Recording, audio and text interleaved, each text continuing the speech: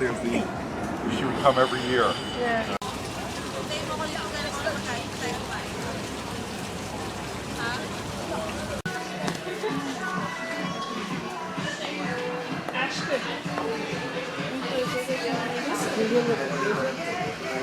Listen to me. Listen to me.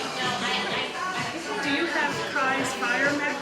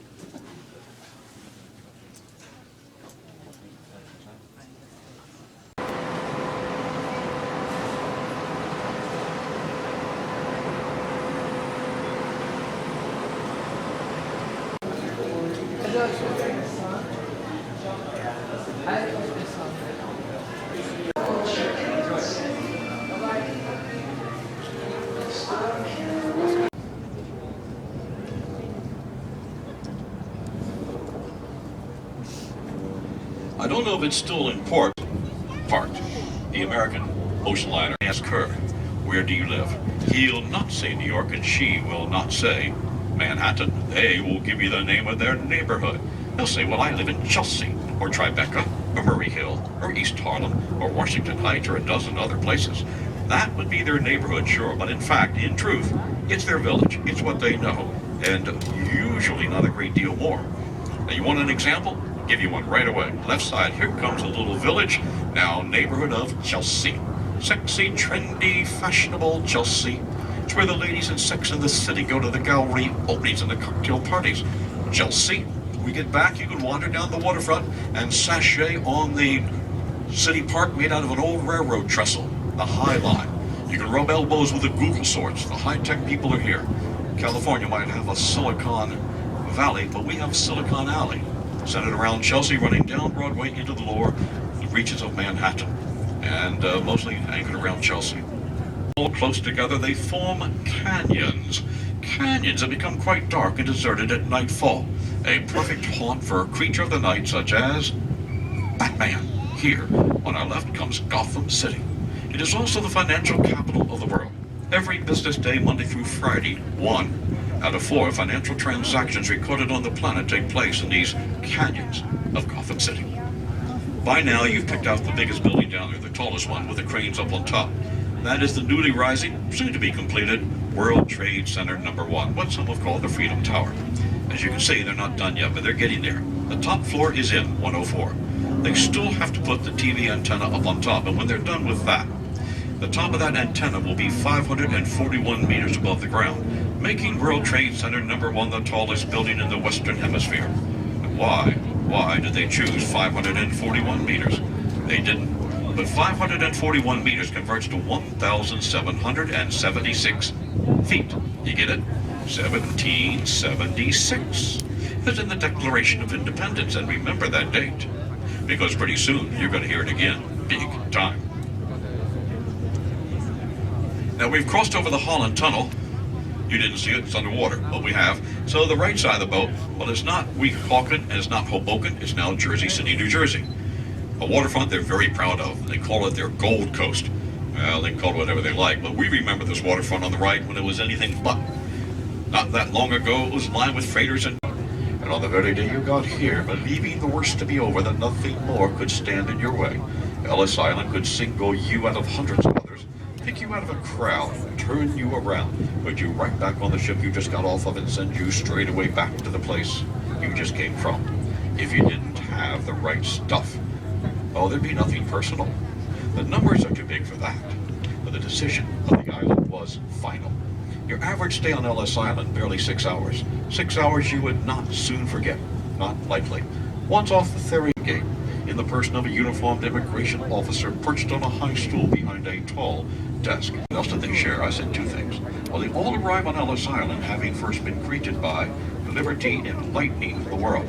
6 years before the first immigrant, a 15-year-old Irish girl by the name of Annie Moore, set foot on Ellis Island on her birthday to open the floodgates.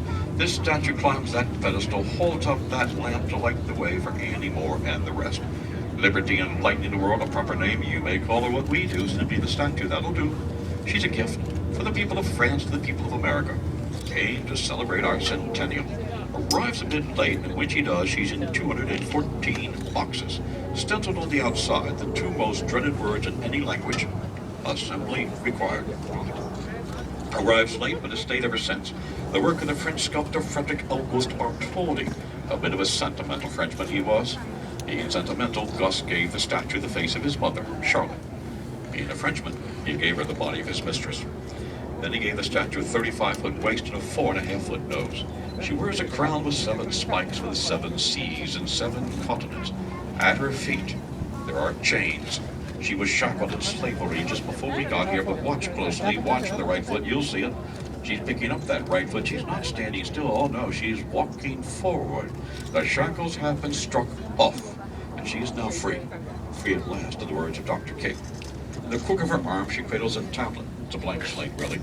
And on that slate, Bartholdi, Sunday in April 14th, that would be us. Here comes our close encounter with liberty enlightening the world.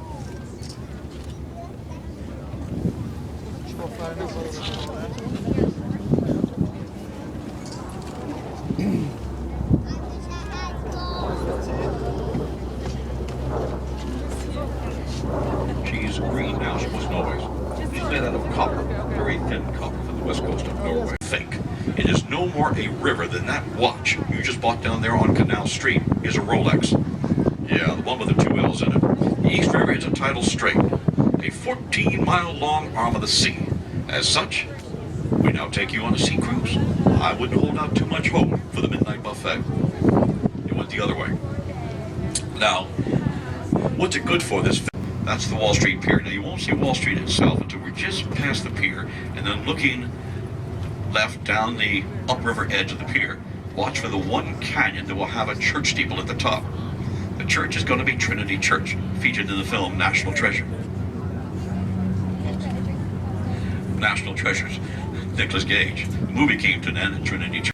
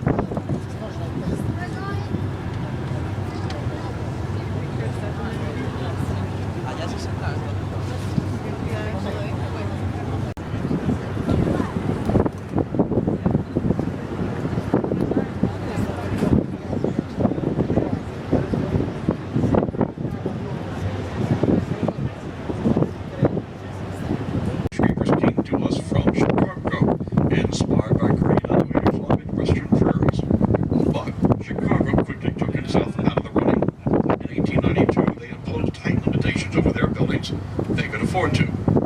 Chicago has a lake on one side. I know, I've seen it sometimes. But they can sprawl northwest and south. They've done it. I've seen it. Not here. Manhattan Island has to go straight up. Skyscrapers made the most sense here. There's a building form that's not that old, just a little more than a century. But halfway through that century, half of all the tall buildings on the planet had made their way to this island of Manhattan.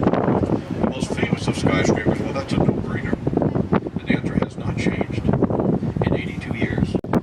What's the third name? Well, recently, the city has decreed it will be called the Ed Koch Bridge. Ed Koch, one of our former mayors, just passed away. I can pretty much assure you, and Karen will back me up on this, that no New Yorker is ever going to call this the Ed Koch Bridge, not even Ed Koch. Habits of a lifetime are hard to break, new ones are hard to form. If you're in Queens, it's a Queensboro. If you're in Manhattan, it's a 59th Street Bridge. Thank you very much. New York City is in Queens. That's why we put both airports there. All right, swinging about. The Navy Yard sent forth the mighty battleship Arizona. Some of you have been to join the rest of the cruise. Let me back to you just before we dock.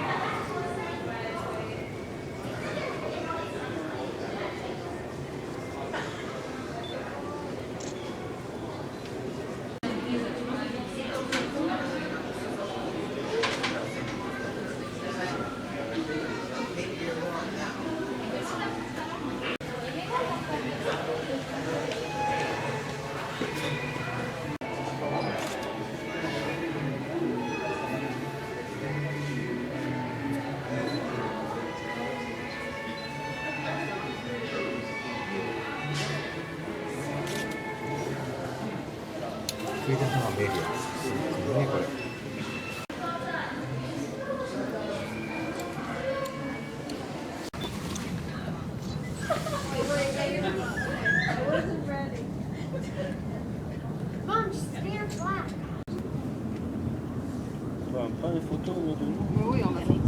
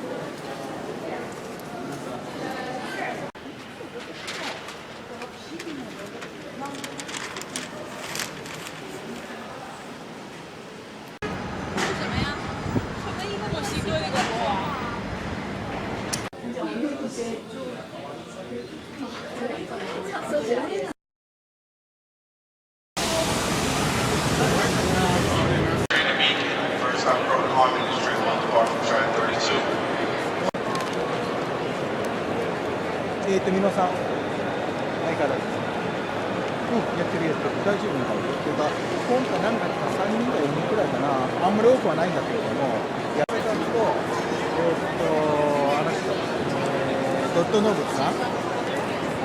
ドットノブさん知ってる